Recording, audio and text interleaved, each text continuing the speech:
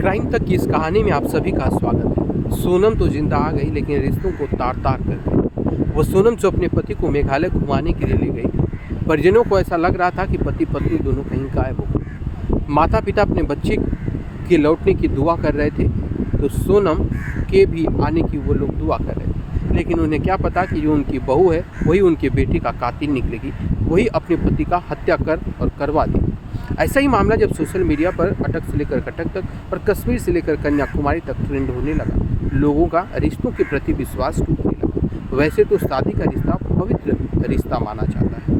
वैसे तो सनातन धर्म में 7 फेरा लेने के बाद लोग 7 जन्मों की कसम खाते हैं, लेकिन 7 जन्म क्या, यहाँ 7 दिन में ही लोग अपने पति को राम नाम सत्य का नारा दिलवाने में अपनी बड़ी भूमिका निभा रहे हैं। ऐसा ही सिर्फ पहली बार नहीं हुआ है, ऐसी कई कहानियाँ 6 महीने के अंदर सामने आई हैं जो दिल को दहलाकर रख दी तो रिश्तों को तार तार। एक कहानी ऐसे ही थी। एक पति इसलिए आत्महत्या कर लिया कि उसकी पत्नी उसके ऊपर झूठा आरोप लगाकर केस लड़वा रही थी। वह सरकार और सिस्टम के ऊपर बड़ा आरोप लगाकर भी फांसी के फंदे को चूम लिया और कहा अगर मुझे न्याय न मिले तो मेरी अस्थियों की राखी गटर में फेंक देना। यहीं तक नहीं, एक व्यक्ति अपनी पत्नी से इतना प्यार करता है और पैसा विदेशों से कमाता है और अपनी पत्नी को देता है। वो पत्नी अपने बॉयफ्रेंड के चक्कर में नशे का शिकार होने के बाद अफीम, ड्रग्स जैसी चीज़ों का सेवन करने के चक्कर में वो अपने पति को ही काट करके ड्रम में भरकर सीमेंट से लपेट कर और उसे पूरी तरह से बंद कर देती है। कई दिनों के बाद पता चलता है, उसके बाद वो सलाखों के पीछे जाती है। अभी एक मामला जो आपके सामने आया है, पति और पत्नी दोनों हनीमून मनाने के लिए गए थे, लेकिन पति को क्या पता था कि वो जिंदा नहीं आएगा और उसको क्या पता था कि उसकी दुश्मन उसकी पत्नी ही बनेगी। वैसे तो कहा जाता है घर का भेदी लंका ढाए।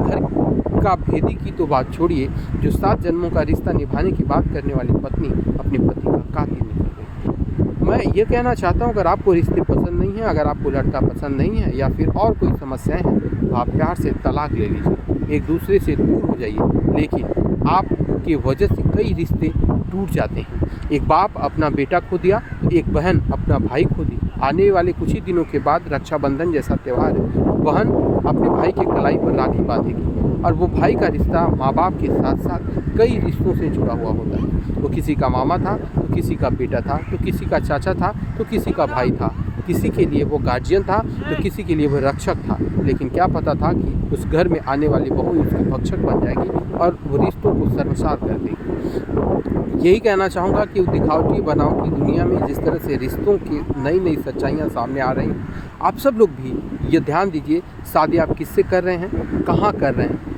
और शादी के तो बहुत सारे फ़ायदे हैं, लेकिन आपका एक छोटा सा नुकसान आपकी ज़िंदगी को ख़त्म कर सकता है। ऐसी ही कहानी जो आपके सामने आई है, मेरा आग्रह आप सभी लोगों से है, पहले के बुजुर्ग जो थे अपने रिश्तेदारी, अपने आसपास, अपने जानने वाले लोगों से अपने बच्चों की शादियाँ करते हैं। उनके बनाए हुए नियम पूरी तरह से सटीक और सही थे। लेकिन आज लव मैरिज के ज़माने में लोग लव मैरिज शादियाँ तो कर ले रहे हैं, लेकिन पहले जैसे समर्पित न पत्नी लोगों को मिल पा रही है, ना उनके जैसा समर्पित होने वाला पति भी उनको मिल पा रहा है। और ये दोनों रिश्तों में जब से सोशल मीडिया का ज़माना चला है, रील के चक्कर में लोग रियल लाइफ जीना बंद कर दिए। अब ज़रा सोचिए, घूमने की जगह क्या होता है, लोग जाते हैं, फ़ोटो खिंचवाते हैं, रील बनाते हैं, सोशल मीडिया पर डालते हैं, स्टेटस लगाते हैं। लेकिन आप थोड़ा सा हीरो बनने के चक्कर में कब जीरो बन जाएंगे, और जीरो बनाने वाला कोई नहीं और नहीं आपका पति, आपका पत्नी आपस में ही थोड़ा तालमेल गड़बड़ हुआ, या फिर पत्नी को किसी और से प्यार हो गया, या फिर पति को किसी और से प्यार हो गया, तो एक दूसरे के खून के प्यासे हो जाएंगे।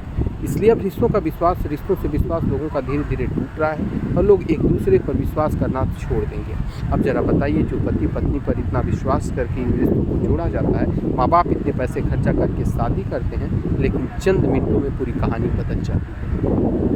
आपकी क्या राय है, कमेंट बॉक्स में ज़रूर बताइए।